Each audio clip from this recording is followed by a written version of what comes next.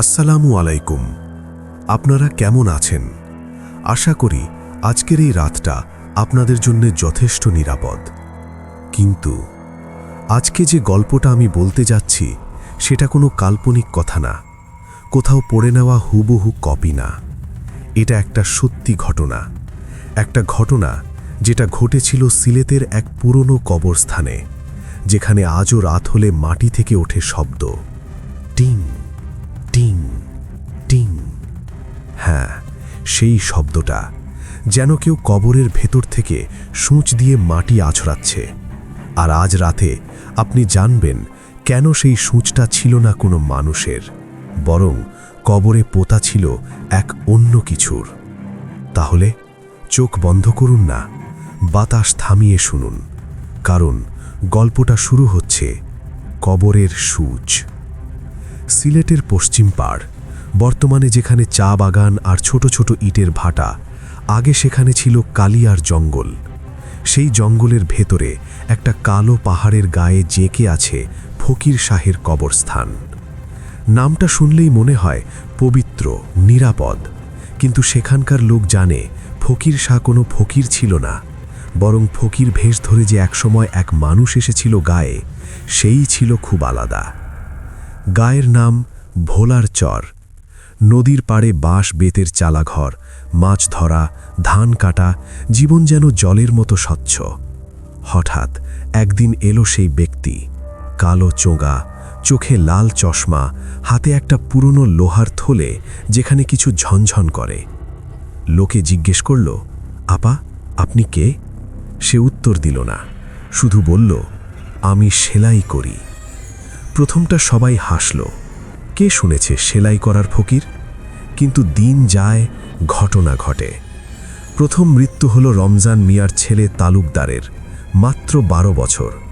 রাতে ঘুম থেকে উঠে দেখা গেল তার গায়ের সব চামড়া সেলাই করা, 2 হাতের আঙুলগুলো একসাথে সেলাই করা, মাঝে লাল সুতো, পেটে একটা ছোট ফুটো যেখান দিয়ে মাংস উকি দিচ্ছে, আর সেখানে লাগানো একটা লোহার সূচ। চিকিৎসক বলল, এটা মানুষের হাতের কাজ না। কেউ বলল ভূত, কেউ বলল জাদু। কিন্তু গায়ের বুড়ো মতিন মিয়া, যে ছিল পুরনো কবরস্থানের মজার, সে বলল, ওরে বাবা, ওই ফকিরটা সূচ চাইছিল আর এখন পেয়ে গেছে। কেউ বুঝল না, কিন্তু তার পরের রাতে আব্দুল করিমের বউয়ের চোখ দুটো সেলাই করা পাওয়া গেল। চোখের পাতা দুটো একসাথে, মাঝে কালো সুতো, আর তার উপর লাগানো একটা ছোট লোহার সূচ, যেন কোনো পুতুলের চোখ লাগানোর মতো। সূচটা বিশেষ, চকচক করে না, বরং মাটির মতো কালো, মাঝখানে একটা ছোট ফাঁক যেখানে জমে আছে লাল ধাতব তরল। মানুষ জিজ্ঞেস করল, মতিন মিয়া, এই সূচ কি? বুড়ো চুপ করে গেল, তারপর আস্তে আস্তে বলল, এটা মাটির সূচ, পৃথিবীর সবচেয়ে বিষাক্ত লোহা, যে লোহা শুধু কবরের ভেতরে গড়ে ওঠে, যখন কোনো মানুষ মরে কিন্তু মরতে চায় না। আর যে মানুষটা মরে না, তার মাটি জমে এই সূচ হয়, যেটা দিয়ে সে আবার দেহ সেলাই করে ফেরত আসে। কেউ বিশ্বাস করল না, কিন্তু কয়েকদিন পর ফকির শাহ হারিয়ে গেল। শুধু তার কালো চোগা পাওয়া গেল কালিয়ার জঙ্গলের কবরস্থানে, আর একটা কবরের উপর লাল মাটি দিয়ে লেখা, মাটি ফিরবে যখন সূচ পূর্ণ হবে। 2023 সাল। ভোলার চর এখন একটু উন্নত, মোবাইল টাওয়ার, সোলার প্যানেল, একটা স্কুল, কিন্তু কবরস্থান এখনও সেই অবস্থায়। আর কালিয়ার জঙ্গল এখন আরও গভীর, আরও নিঃশব্দ। গল্পের নায়ক আরিফ হোসেন, 32 বছর, ঢাকার একটা প্রাইভেট ইউনিভার্সিটির ফটো জার্নালিস্ট। গত মাসে তার দাদু মতিন মিয়া মারা যান। মৃত্যুর আগের রাতে তিনি আরিফকে কিছু কথা বলেন। বাবা, কালিয়ার কবরে যে সূচ, ওটা আর সত্যি সূচ না, ওটা মাটির নাড়ি, যেটা মাটি দিয়ে গড়ে ওঠে যখন কোনো জিনিস মাটির ভেতরে থেকে প্রাণ টানে। আর প্রতি 28 বছরে ওই নাড়ি একটা সূচে পরিণত হয়, যেটা দিয়ে সে আবার মানুষের মতো দেহ সেলাই করতে পারে। জানিস কেন 28? কারণ চাঁদের একটা চক্র 28 দিন, আর মাটির মধ্যে যে শক্তি, সেটা চাঁদের টানে কাজ করে। আরিফ তখন ভেবেছিল দাদু বুড়ো হয়ে গেছে, কিন্তু মাসখানেক পর বর্ষা শুরু হয়নি, কিন্তু কবরস্থানের মাটি ভিজে গেল লাল রঙের পানিতে। লোকে দেখল রাতে কবরগুলো থেকে টিং টিং শব্দ আসছে। কেউ বলল কীটপতঙ্গ, কিন্তু গায়ের বেগম আপা, যে সবাইকে দায়ী বলে, সে দেখল আমার ছোট ছেলে রাতে ঘুম থেকে উঠে বলে, আম্মা, এক ফকির আমার ঘরে এসেছিল, হাতে ছিল একটা কালো সূচ, বলেছিল এইবার মাটি ফিরবে, কারণ চাঁদ আজ কালো। কথাটা শুনে আরিফের গা ছমছম করে উঠল, কারণ সেদিন ছিল অমাবস্যা আর আকাশে ছিল কৃষ্ণচন্দ্র, সম্পূর্ণ কালো। সে ঠিক করল নিজে যাবে কবরস্থানে। ক্যামেরা, রেকর্ডার, হাতে একটা লোহার ছুরি, যেটা দাদু রেখে গেছে। ছুরির হাতলে লেখা, মাটির সূচ ছাড়া অন্য কোনো লোহা তাকে আঘাত করতে পারবে না। রাত 11:47, অমাবস্যা, আকাশে মেঘ নেই, শুধু কালো গহ্বর।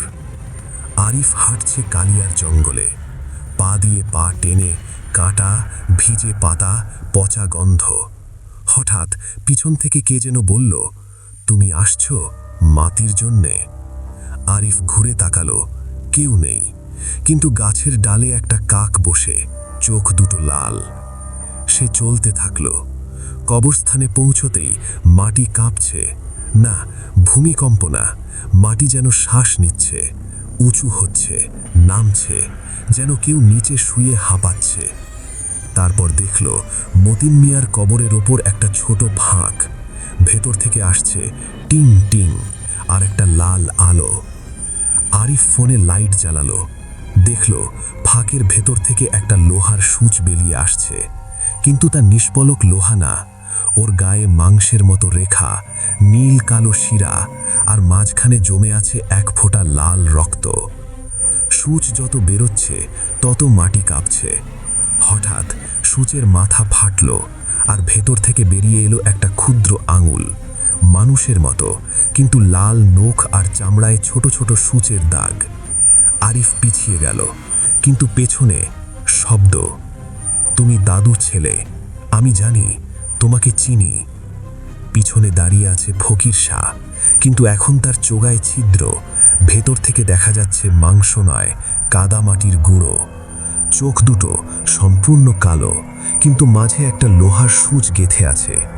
হাসছে, কিন্তু মুখ যেন সেলাই করা, মুখের দুই পাশে সুতোর দাগ। তোমার দাদু জানতো, কিন্তু বলেনি মাটিকে। মাটি কোনো জিন না, মাটি হলো পৃথিবীর প্রথম মাটির আত্মা, যে আত্মা প্রতি 28 বছরে নতুন দেহ চায়। আর আমি তার সেলাইওয়ালা। আরিফ হাত থেকে ক্যামেরা পড়ে গেল। ফকির এগিয়ে এলো, হাতে একটা বড় সূচ, যেটা মানুষের আঙুলের মতো লম্বা, গায়ে লেখা বাংলায়, যে মাটি গিলেছে সে ফিরিয়ে দেবে না। আরিফ দৌড়ালো, কিন্তু জঙ্গলের পথ পাল্টে গেল। গাছগুলো যেন হাত বাড়িয়ে ধরছে, পায়ের নিচে মাটি আঁকড়ে ধরছে। সে একটা গাছের গুঁড়িতে লুকল, ফোন চেক করল, নেটওয়ার্ক নেই, কিন্তু রেকর্ডার চালু ছিল, আর ভেতরে শোনা গেল ফিস ফিস করে, আরিফ শোনো, মাটি শুধু মাটি নয়, ও মাটির ভেতরের গহ্বর, যেখানে সব মৃত শিশু, সব অসমাপ্ত কান্না, সব অপূর্ণ ইচ্ছা জমে আছে। ও সেই গহ্বরের মুখ, আর ওকে থামানো যাবে শুধু একভাবে, তোমার দাদুর ছুরি দিয়ে। সূচের মাথায় লাগানো কালো রক্তের ফোঁটাটা ভাঙতে হবে, কিন্তু সাবধান, যদি রক্ত মাটিতে পড়ে তবে মাটি সম্পূর্ণ জেগে উঠবে। ভয়ে রেকর্ডার থেমে গেল। আরিফ হাতে তুলল দাদুর ছুরি, ছুরির ফলা, মাথায় লাগানো একটা ছোট লোহার সূচ। দাদু কখনো বলেনি ওটা তার প্রতিরক্ষা। হঠাৎ পিছনে ফকির শাহ হাসছে, হাসি নয়, মাটির ভিতর থেকে আসা শব্দ, যেন হাজারো শিশুর কান্না একসাথে হাসিতে পরিণত হয়েছে। তুমি জানো না তোমার দাদু আসলে কে? সে কখনো মজার ছিল না, সে ছিল মাটির দ্বিতীয় সেলাইওয়ালা, কিন্তু সে স্বার্থ বুঝেছিল। মাটি হলে মানুষ না, পূর্ণতা যাচ্ছে। তাই সে নিজের বুকে সূঁচ গেঁথে মাটিতে মিশে গেল, যাতে মাটি আর জাগতে না পারে। কিন্তু তুমি এসেছ, আর তোমার রক্ত, তোমার দাদুর রক্ত, ওটাই মাটির শেষ চাবি। আরিফ বুঝল সে শুধু সাক্ষী নয়, সে অংশ। ফকির হাত বাড়ালো, তার আঙুলগুলো লম্বা হচ্ছে, যেন সূঁচের মতো পাতলা হচ্ছে। আরিফ দৌড় দিল, কিন্তু জমি খসে পড়ছে। একটা কবর ফাটল, ভিতর থেকে বেরিয়ে এলো হাত, সবগুলোর আঙুলে সূঁচ গেথে। সে ঘুরে দেখল গোটা কবরস্থান এখন জীবন্ত। কবরগুলো মুখ খুলছে, ভিতরে লাল আলো। আর মাঝখানে ফকির শাহ নয়, এখন সে বদলে গেছে। তার মুখ খসে পড়েছে, নিচে কাদামাটির মুখ, যার চোখ দুটো দুইটা বড় সূঁচ। মাটি জাগো। মাটি ফাটল, আর উঠে এলো মাটি। কিন্তু ও কোনো দৈত্য নয়, ও একটা ছোট মেয়ে, প্রায় 8 বছরের। গায়ে পুরনো ফরমালিনে ভাসা সাদা পোশাক, কিন্তু চোখ নেই, জায়গায় দুইটা লোহার সূঁচ। হাতে একটা বড় সেলাই মেশিনের সূঁচ, যেটা জ্বলছে নীল আগুনে। আরিফ থমকে দাঁড়ালো। মেয়েটা হাসল, কিন্তু মুখ নড়ছে না। হাসি আসছে মাটি থেকে, যেন মাটিই তার কণ্ঠস্বর। তুমি আমার দাদুর নাতি, তোমার রক্তে আছে সেই লবণ, যে লবণ দিয়ে মাটি গড়ে উঠেছিল প্রথমবার। দাও আমাকে তোমার হাত, আমি তোমাকে সেলাই করব, তুমি হবে আমার চোখ। আরিফ ছড়ি তুলল, মাটি এগিয়ে এলো। পা ফেলার সাথে মাটি কাঁপছে, গাছ পড়ছে, কবর গিলছে নিজেদের।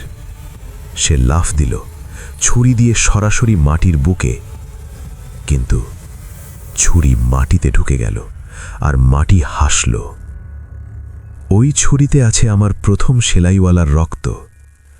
কিন্তু তুমি তো জানো না, আমাকে আঘাত করতে হলে তোমাকে নিজের রক্ত দিয়ে সূঁচ বানাতে হবে।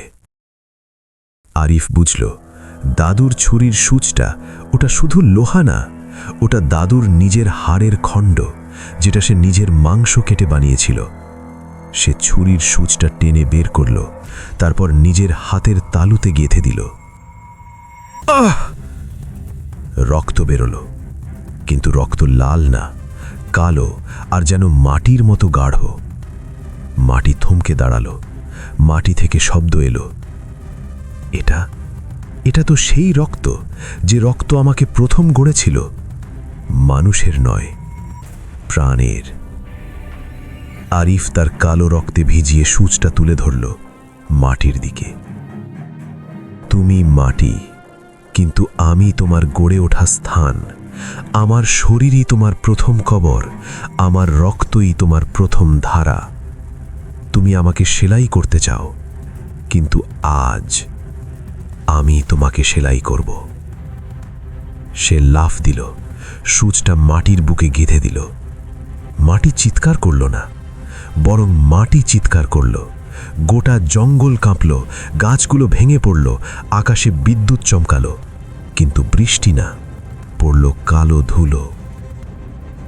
মাটি ধীরে ধীরে কাদায় পরিণত হচ্ছে, কিন্তু তার মুখে এখনো হাসি। তুমি আমাকে হারালে না, তুমি শুধু আমাকে আবার কবর দিলে। কিন্তু মনে রেখো, প্রতি মাটির নিচে, প্রতি কবরের ভেতরে আমি আছি। আর তোমার হাতের সূঁচটা, সেটা আর কখনো খসবে না। মাটি মিশে গেল মাটিতে। ফকির শাহের দেহ ধুলো হয়ে উড়ে গেল। কবরস্থান আবার নিঃশব্দ। আরিফ নিজের হাত দেখল, সূঁচটা এখন তার হাতের তালুতে জেঁকে আছে, যেন হাড়ের সাথে জুড়ে গেছে। আর সূঁচের গায়ে এখন লেখা, যে সূঁচ কবরে ঢুকেছে, সে কবর থেকে কখনো বেরোয় না। আরিফ গায়ে ফিরল। কেউ কিছু বিশ্বাস করল না, ক্যামেরায় কিছু পাওয়া গেল না, শুধু একটা শব্দ, টিং টিং টিং, 3 বার। কিন্তু তার হাতের সূচ এখনো আছে। প্রতি অমাবস্যায় টিং করে, আর রাতে ঘুম থেকে উঠে সে শোনে, আরিফ, তুমি তো আমার সেলাইওয়ালা, পরের বার তুমি আমাকে গড়বে। সে কাউকে বলেনি, কেবল তার ক্যামেরায় একটা ভিডিও আপলোড করেছে। নাম কবরের সূচ, একটি সত্য গল্প। কিন্তু ভিডিওতে আছে শুধু কালো পর্দা আর 10 সেকেন্ডের জন্য টিং টিং টিং টিং। ভিডিওর কমেন্টে অনেকে লিখেছে, ভাইয়া ভূতের গল্প ভালো, কিন্তু সাউন্ড এফেক্ট একটু ওভার। কিন্তু এক কমেন্ট কেউ লিখেছে, আপনি কি আপনার ডান হাতের তালু চেক করেছেন? সূচ কি এখনো দোল খাচ্ছে? আরিফ কমেন্টটা ডিলিট করল, কিন্তু রাতে সে তার হাতের সূচটা দেখল। ওটা এখন একটু বড় হয়েছে, আর গায়ে এখন নতুন লেখা, 28 বছর বাকি, পরের বার তুমি আমাকে গড়বে। আপনি যদি এখনো শুনছেন, তাহলে জানবেন এই গল্প শেষ হয়নি। কারণ কবরের সূচ এটা কোনো বইয়ের পাতায় শেষ হয় না। এটা প্রতিটা কবরের নিচে, প্রতিটা মাটির ফাঁকে, আপনার বাড়ির পিছনের জমিতেও এখনই টিং টিং করছে। আর যদি কখনো রাতে আপনার হাতের তালু ব্যথা করে, আর আপনি দেখেন আপনার চামড়ার নিচে একটা কালো দাগ, যেন কেউ সেখানে সূচ গেঁথেছে, তখন জানবেন মাটি আপনাকে চিনেছে। কারণ সে শুধু কবর নয়, সে হলো মাটির মন, আর মানুষের রক্তই তার সূচ। আজকের মতো এখানেই শেষ, কিন্তু আপনি কি শুনতে পাচ্ছেন? টিং। ধন্যবাদ। আল্লাহ হাফেজ। রাতে দরজা জানলা ভালো করে বন্ধ রাখবেন, কারণ সূচটা যে কবরেই থাকবে, এটা কে বলল?